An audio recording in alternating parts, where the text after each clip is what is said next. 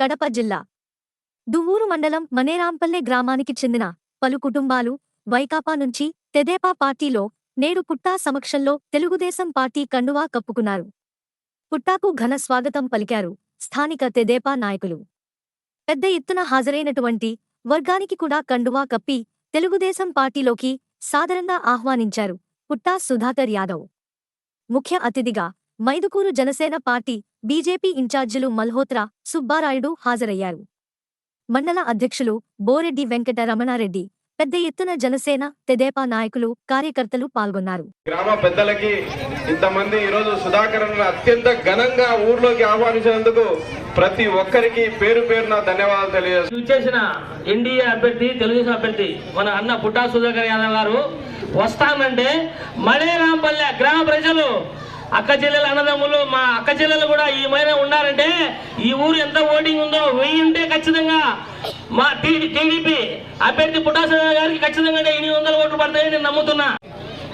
ఈరోజు మనేరాంపల్లె గ్రామంలో ఉన్నటువంటి కార్యకర్తలు, తెలుగుదేశం పార్టీ కార్యకర్తలు, అదే రకంగా రామనపోయిన అది చిట్టిపోయిన శుభకృష్ణ, ఆంజనేయులు, తాటి గంగాధర్, నల్లబోయిన గంగరాజు, ఇంకా వాళ్ళ అనుచరులందరూ ఈరోజు వైకాపా పార్టీ నుంచి తెలుగుదేశం పార్టీ చేరుతున్న శుభ సందర్భంగా వారికి కృతజ్ఞత అభినందనలు తెలియజేసుకుంటున్నా.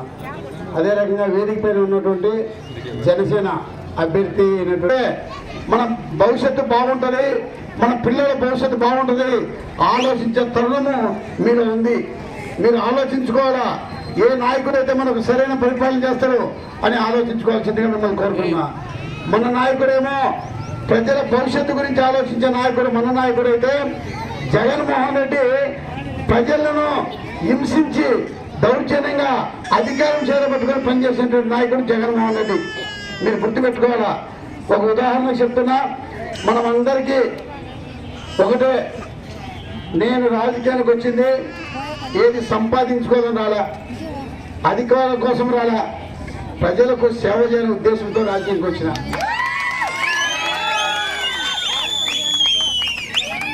గెలిపించుకుంటే మనకు ఇది ఉంటుంది, లేకపోతే ఇలాంటి నాయకుడిని పోగొట్టుకుంటే మనకు జన్మ ఉండదుగా. ఇట్లాంటి నాయకుడు మనకు దొరకడు.